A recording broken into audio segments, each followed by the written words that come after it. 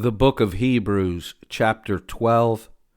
This is a Buhay Farm library recording. Hebrews, chapter 12. Therefore, let's also, seeing we are surrounded by so great a cloud of witnesses, lay aside every weight and the sin which so easily entangles us, and let's run with perseverance the race that is set before us, looking to Jesus, the author and perfecter of faith, who for the joy that was set before him endured the cross, despising its shame, and has sat down at the right hand of the throne of God. For consider him who has endured such contradiction of sinners against himself, that you do not grow weary, fainting in your souls. You have not yet resisted to blood, striving against sin. You have forgotten the exhortation which reasons with you as with children. My son, do not take lightly the chastening of the Lord, nor faint when you are reproved by him. For whom the Lord loves, he disciplines, and chastises every son whom he receives. It is for discipline that you endure. God deals with you as with children. For what son is there whom his father does not discipline? But if you are without discipline, of which all have been made partakers, then you are illegitimate and not children. Furthermore, we had the fathers of our flesh to chasten us, and we paid them respect. Shall we not much rather be in subjection to the Father of spirits and live? For they indeed for a few days disciplined us as seemed good to them, but he for our profit, that we may be partakers of his holiness. All chastening seems for the present to be not joyous, but grievous, yet afterward it yields the peaceful fruit of righteousness to those who have been trained by it.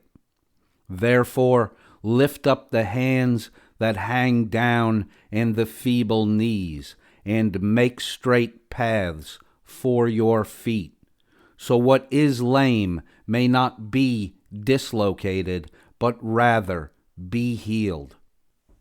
Follow after peace with all men, and the sanctification without which no man will see the Lord, looking carefully lest there be any man who falls short of the grace of God, lest any root of bitterness springing up trouble you, and many be defiled by it, lest there be any sexually immoral person or profane person like Esau, who sold his birthright for one meal. For you know that even when he afterward desired to inherit the blessing, he was rejected, for he found no place for a change of mind, though he sought it diligently with tears. For you have not come to a mountain that might be touched, and that burned with fire, and to blackness, darkness, storm, the sound of a trumpet, and the voice of words, which those who heard it begged that not one more word should be spoken to them. For they could not stand that which was commanded. If even an animal touches the mountain, it shall be stoned. So fearful was the appearance that Moses said, I am terrified and trembling. But you have come to Mount Zion, and to the city of the living God, the heavenly Jerusalem, and to innumerable multitudes of angels, to the festal gathering and assembly of the firstborn who are enrolled in heaven, to God the judge of all, to the spirits of just men made perfect, to Jesus the mediator of a new covenant, and to the blood of sprinkling that speaks better than that of Abel. See that you do not refuse him who speaks. For if they did not escape when they refused him who warned on the earth, how much more will we not escape who turn away from him who warns from heaven? Whose voice shook the earth then, but now he has promised, saying, Yet once more I will shake not only the earth, but also the heavens. This phrase, yet once more, signifies the removing of those things that are shaken, as of things that have been made, that those things which are not shaken may remain.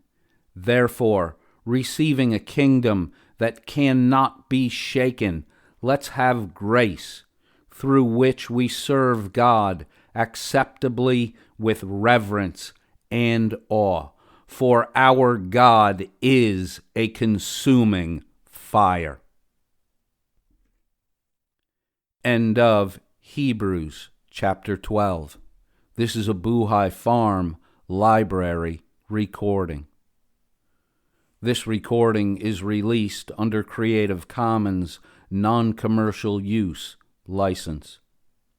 Recording by Robert Scott, October the 13th, 2020.